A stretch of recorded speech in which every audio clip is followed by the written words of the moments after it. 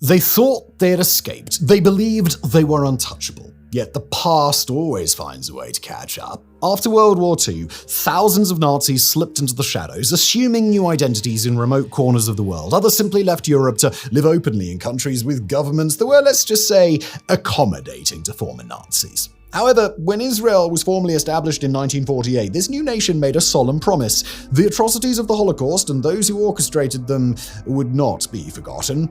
Enter Mossad, Israel's intelligence agency.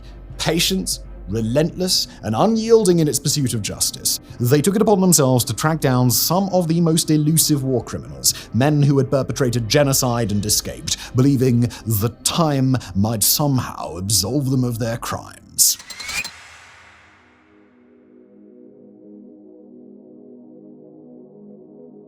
He was the architect of the Holocaust, the man who made genocide efficient. Adolf Eichmann didn't build the gas chambers or pull the trigger himself. Instead, he ensured that the trains ran on time. As an SS officer, Eichmann oversaw the logistics of mass deportations, sending millions of Jews to their deaths with the meticulous precision of an accountant. Cold, detached, and efficient. When the war ended, many high-ranking Nazis were captured and put on trial, but Eichmann disappeared. For years, he was nothing more than a ghost, a rumor, a name, a whisper in the dark. The world had no idea where he was, but that didn't stop people from looking. Like many former Nazis, Eichmann fled Europe through the so-called rat lines, underground escape networks that led to South America. With the help of a Catholic priest, he made his way to Argentina in 1950 under the alias Ricardo Clement. There, he built a new life, working at a Mercedes-Benz factory and living in a modest house in Buenos Aires with his wife and children. He was convinced he was finally safe. Then came the tip.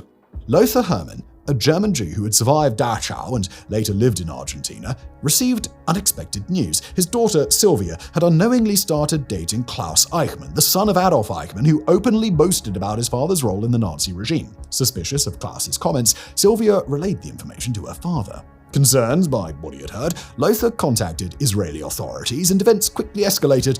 Although Eichmann had altered his appearance, aged, and attempted to erase his past, intelligence agents managed to stake out his house for weeks. They observed him returning home every night on the same bus and following the exact same route. Before long, Mossad became all but certain. It was Eichmann. And the order was given: capture him alive. On the evening of May the 11th, 1960, Mossad agents were stationed in a parked car near his home. As Eichmann stepped off his usual bus and began his routine walk home, the agents struck. One agent lunged forward and wrestled him to the ground, while another quickly covered his mouth.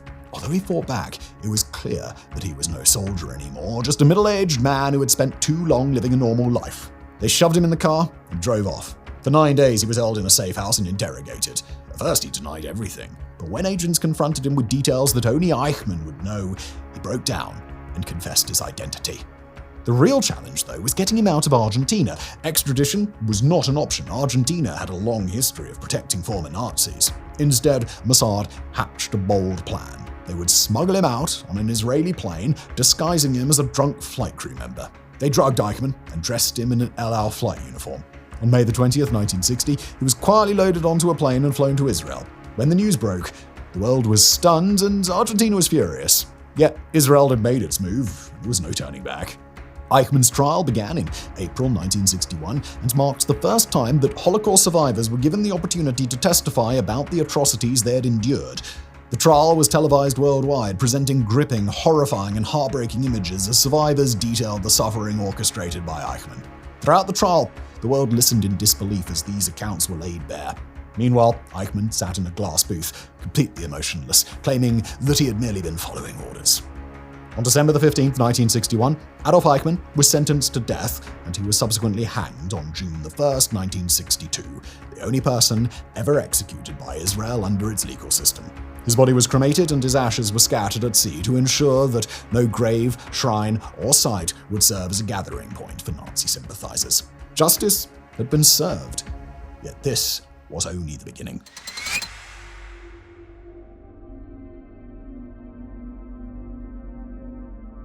Herbert Cukurs was no ordinary Nazi officer. He was a sadist whose name became synonymous with cruelty. In the monstrous annals of human history, his actions placed him among the worst of the perpetrators. As the second-in-command of the RS Commando, a Latvian SS unit, Cukurs played a pivotal role in the massacre of more than 30,000 Jews during the Holocaust. Survivors not only recalled his brutal actions, but also described his chilling demeanor. He was said to have laughed while setting fire to synagogues with people trapped inside, shot infants in their mothers' arms, and dragged women to their deaths while wielding a whip.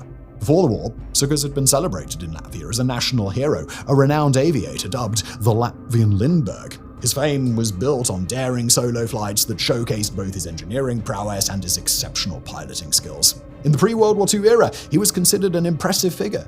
However, his legacy took a dark turn during the German occupation as he became infamous for his involvement in atrocities, including the Rambula massacre, during which approximately 25,000 Jews were murdered over the course of 2 days in late 1941. After the war, Cukurs disappeared, leaving behind scant clues regarding his whereabouts. In 1946, he fled to Brazil, journeying through Germany and France before finally settling in Sao Paulo. There, he reinvented himself as a pilot, operating sightseeing tours over South America. Unlike many fugitive Nazis who went to great lengths to hide their identities, Cukurs unabashedly retained his name, appearing in local magazines and maintaining a public persona. By the 1960s, however, the Mossad network had grown formidable. When Holocaust survivors recognized him, Israel decided that Cukurs could no longer live freely. In contrast to Adolf Eichmann, who was captured and tried, Cukurs was targeted for assassination, a move driven not by retribution but by a pursuit of justice. Operation Bramberg was thus set into motion. A Mossad agent, Josef Mengele, assumes the alias Anton Kunzel and presented himself as a wealthy Austrian businessman boasting a distinguished record on the Eastern Front. Over several months, he cultivated a close relationship with Cukurs, gradually earning his trust. In 1965, under the pretense of discussing a business venture, Mengele lured Cukurs to a safe house in Montevideo in Uruguay. The moment Cukurs stepped inside, the Mossad team attacked. The confrontation was vicious. Despite his age, Cukurs fought back fiercely, nearly biting off one agent's finger. In the end, however, he was overpowered, his resistance halted by a hammer blow to the head. The agents then confronted him with his crimes, making sure he understood why this reckoning had come. A single gunshot to the head soon ended his life. His body was later discovered in the trunk of a car, accompanied by a note that read, "This is for the 30,000 victims of Riga." Another note had been sent to media outlets, taking into consideration the gravity of the charge leveled against the accused, namely that he personally supervised the killing of more than 30,000 men, women, and children, and considering the extreme display of cruelty which the subject showed when carrying out his tasks, the accused, Herbert Cukurs, is hereby sentenced to death. The assassination sent shockwaves around the world. Initially, media outlets dismissed the note as a mere prank. Once the body was discovered, the seriousness of the operation became undeniable. The mission served as a stark reminder of the atrocities committed and aimed to deter any attempts to grant amnesty to Nazi war criminals, a subject still hotly debated in West Germany at the time. Cukurs' death carried a clear message: justice does not forget. Even decades later, those responsible for unspeakable horrors would be held accountable, ensuring that the memory of their victims was honored and that history would never be allowed to repeat itself.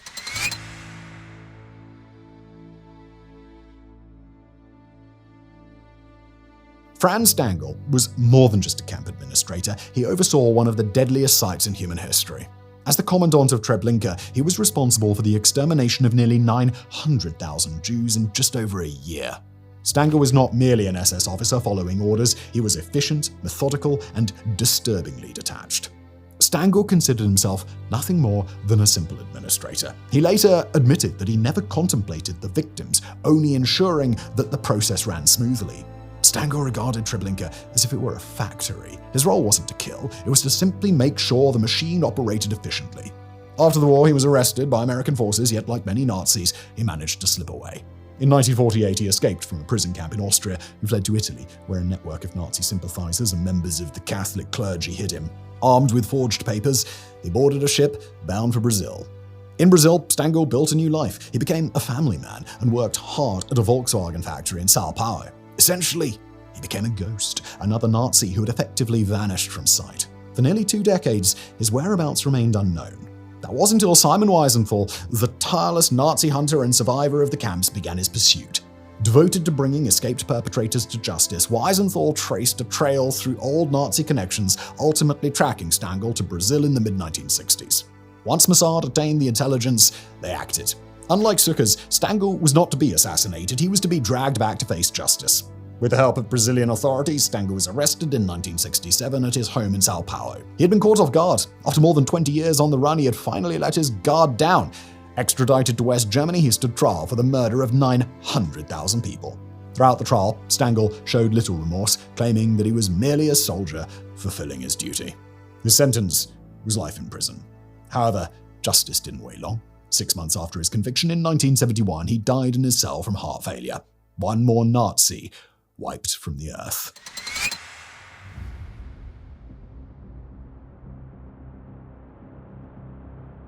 If there was one man who deserved a brutal end, it was Josef Mengele, Auschwitz's angel of death. Though he carried the title of doctor, Mengele's work was nothing short of monstrous. He conducted grotesque experiments on prisoners.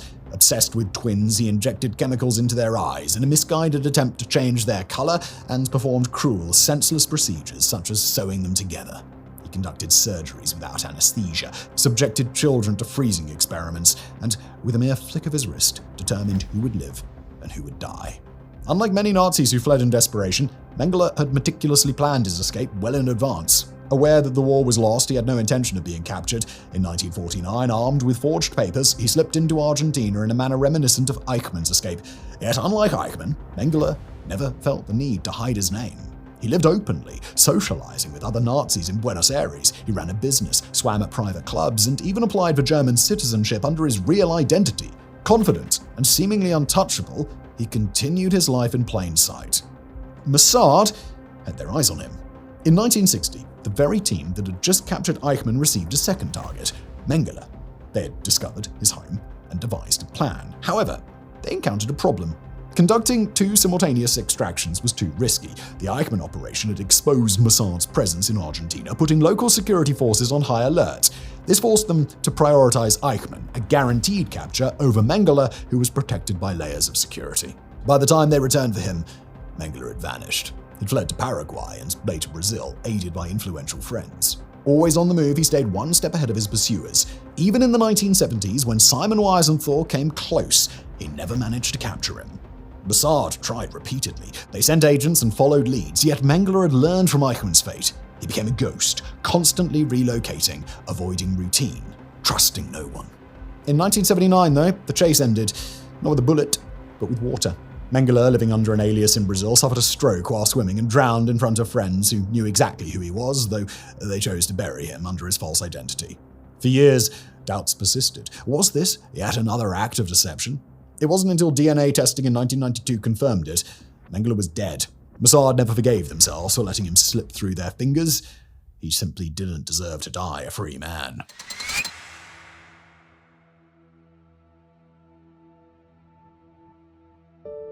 Alois Brunner was one of Adolf Eichmann's most trusted men. A dedicated SS officer, he was directly responsible for deporting more than 100,000 Jews to the gas chambers. He organized transports from Austria, Greece, Slovakia, and France, personally ensuring that thousands of men, women, and children boarded trains bound for extermination. Unlike some Nazis who later claimed ignorance, Brunner was unapologetic. Even decades after the war, he remained proud of his actions. He once told a journalist, "All of them deserve to die. I regret nothing." Brunner was slated to be tried at Nuremberg, but when the war ended, he vanished. For years, intelligence agencies scoured South America and Europe in search of him. It wasn't until the 1950s that Mossad uncovered the truth. Brunner had fled to Syria. Under the protection of the Syrian government, he advised the regime on intelligence and torture techniques, making him virtually untouchable. Syria refused to extradite him, and any attempt to extract him would have sparked a diplomatic crisis. Undeterred, Mossad got creative. In 1961, Military Intelligence Unit 188, a branch of the Israel Defense Forces, sent him a letter bomb. When he opened it, the explosion blinded him in one eye. But Mossad wasn't done. In 1980, they sent another letter bomb, cleverly disguised with packaging from an Austrian herb distributor that he had previously used. This time, the explosion cost him 4 fingers. Still, Brunner remained defiant. From his hideout in Damascus, he boasted about his crimes, occasionally granting interviews in which he spat on the memories of his victims. The world never saw him stand trial, though. In the 1990s, Syria fell into turmoil. Brunner vanished completely. He'd been sentenced to death in absentia in France back in 1954 and later condemned for his crimes against humanity in 2001. Reports later surfaced claiming he'd died sometime between 2001 and 2010 in miserable conditions, confined to a basement under house arrest. One former guard recalled that Brunner, who went by the name Abu Hussein, suffered and cried a lot in his final years.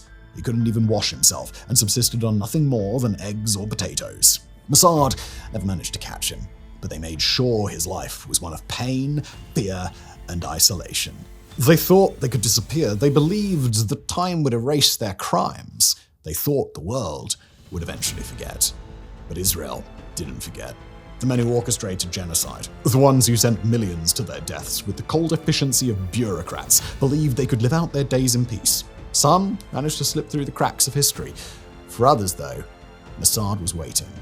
These missions weren't just acts of vengeance, they were acts of justice, of remembrance, a clear message that no matter how many years passed, the crimes of the Holocaust would not be ignored.